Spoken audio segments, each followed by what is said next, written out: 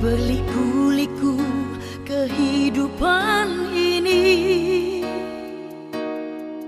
jalan mana yang harus ku lalui? Rintangan dan cobaan selalu membayangi, setiap saat datang padamu.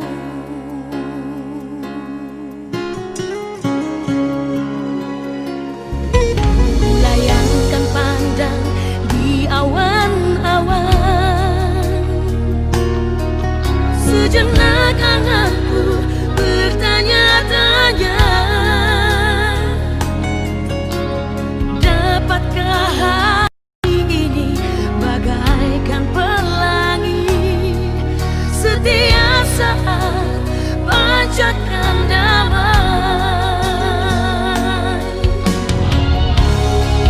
Tuhan, berikanlah kuasa-Mu, jadikan aku pelangi-Mu. Salam saudaraku yang dikasihi oleh Tuhan Yesus Kristus. Kita bertemu kembali di hari pertama pekan ini, dan kita akan bersukacita terus atas anugerah yang Tuhan berikan kepada kita, dan kita diperkenankan untuk setiap hari mendengarkan firman-Nya. Oleh karena itu, untuk firman Tuhan yang akan kita dengarkan, mari kita berdoa. Terima kasih ya Tuhan, atas kesempatan ini kami boleh kembali untuk mendengarkan firman Tuhan. Karena kami percaya dengan firman Tuhan kami akan semakin mampu untuk memaknai kehidupan kami, memakaikan hari-hari kami seturut kehendak Tuhan, dan kami akan hidup sebagaimana yang Tuhan rencanakan untuk kehidupan kami di tengah-tengah dunia ini. Berfirmanlah kepada kami karena kami sudah siap untuk mendengarkannya. Di dalam nama Yesus kami berdoa. Amin. Saudaraku yang dikasihi oleh Tuhan Yesus Kristus, hari ini firman Tuhan yang akan menjadi bahan perenungan kita diambil dari kitab Keluaran 16 ayat 2 sampai dengan ayat yang ketiga. Keluaran 16 ayat 2 dan 3, demikian bunyinya. Di padang gurun itu bersungut-sungutlah segenap jemaah Israel kepada Musa dan Harun, dan berkata kepada mereka, kalau kami mati tadinya di tanah Mesir oleh tangan Tuhan, ketika kami duduk menghadapi kuali berisi daging dan makan roti sampai kenyang, sebab kamu membawa kami keluar dari padang gurun ini untuk membunuh seluruh jemaah ini dengan kelaparan.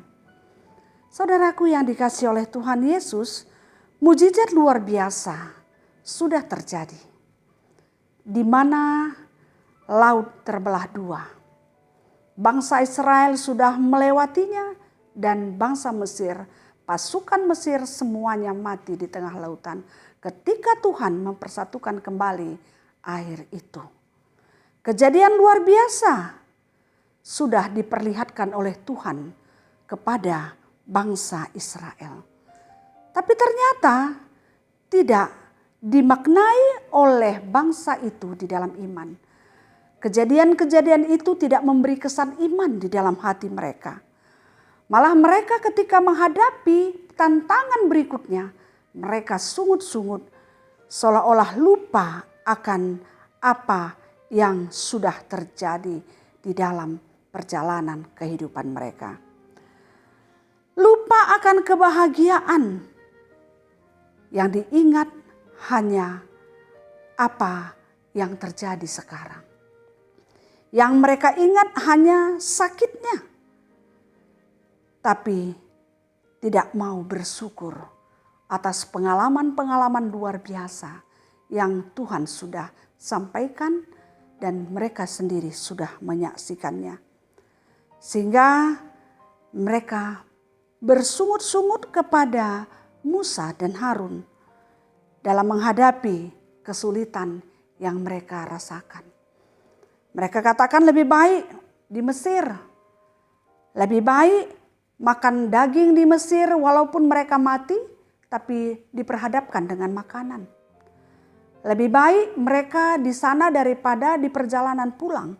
Itulah yang mereka ungkapkan sebagai tanda ketidaksenangan atau ketidaksetujuan mereka atas apa yang sedang mereka alami. Tanpa melihat bagaimana perjuangan Musa dan Harun untuk membawa mereka. Tanpa melihat bagaimana Musa dan Harun berjuang dengan penuh perjuangan, keringat, dan juga air mata. Mereka tidak mensyukuri karya Tuhan yang sudah terjadi karena persoalan yang mereka hadapi, yang sedang diperhadapkan kepada mereka. Ketika itu mereka memang sepertinya kekurangan makanan. Tapi walaupun kekurangan makanan, Tuhan tidak pernah meninggalkan, karena memang Tuhan sudah merencanakan yang terbaik untuk mereka, mencukupkan apa yang mereka perlukan. Hanya pada waktu itu memang belum waktunya. Tapi sekalipun itu belum waktunya, mereka tidak kelaparan. Saudaraku yang dikasihi oleh Tuhan Yesus, dalam hidup kita juga sering terjadi demikian. Bisa terjadi karena persoalan sekarang yang kita hadapi, pergumulan yang sekarang kita hadapi, membuat kita lupa akan berkat dan pertolongan Tuhan yang sudah diberikannya kepada kita. Seolah-olah berkat yang sudah kita terima tidak ada artinya. Seolah-olah yang sudah kita terima, kebahagiaan yang sudah kita terima itu tidak berarti apa-apa. Seolah-olah mungkin tidak ada. Sehingga hidup penuh dengan kekecewaan. Penuh dengan sungut-sungut. Penuh dengan keluhan-keluhan tanpa rasa bahagia. Yang membuat terkadang kita tidak mampu untuk menikmati kehidupan yang Tuhan berikan. Karena mata hati kita terfokus kepada persoalan yang sedang kita hadapi. Dan lupa akan berkat Tuhan, sukacita yang sudah pernah kita terima dari Tuhan. Padahal yang kita anggap bahagia itu juga adalah penderitaan. Seperti bangsa Israel di tanah Mesir.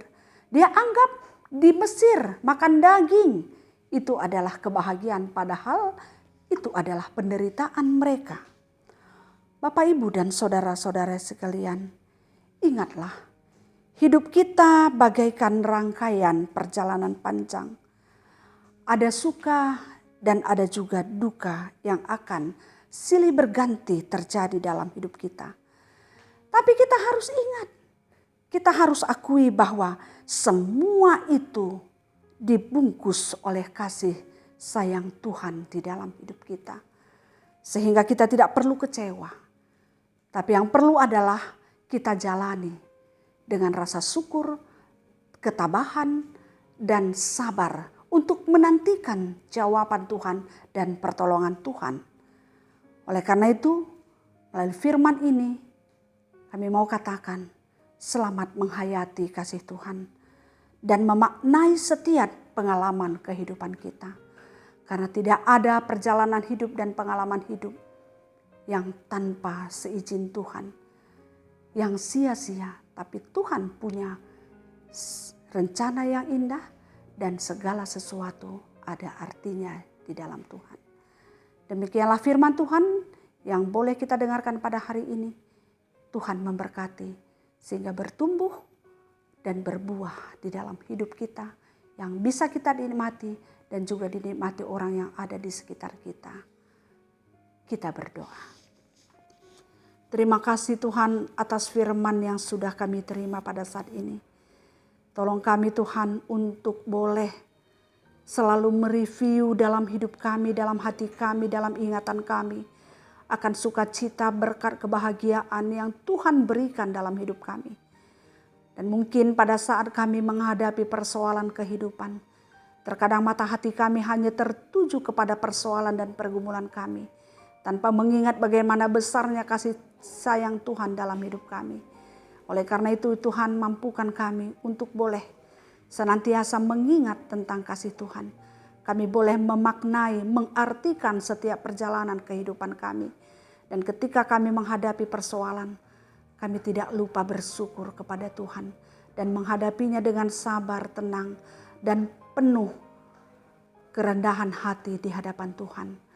Kami juga berdoa pada saat ini ya Tuhan, buat semua kami dan orang-orang yang lain yang menghadapi pergumulan dalam hidupnya. Bantu mereka Tuhan, sehingga mereka kuat dan sabar.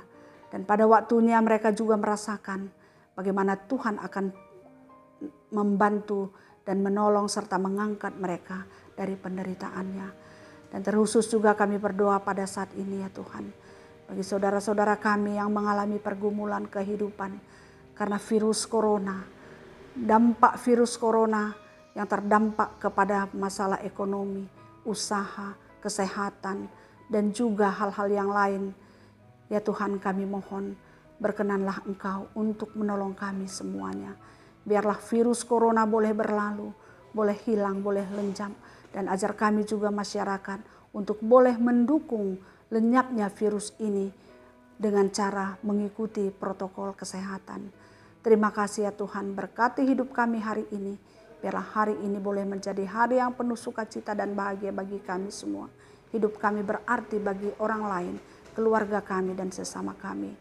Inilah doa kami sampaikan di dalam nama Yesus Kristus Tuhan kami. Amin.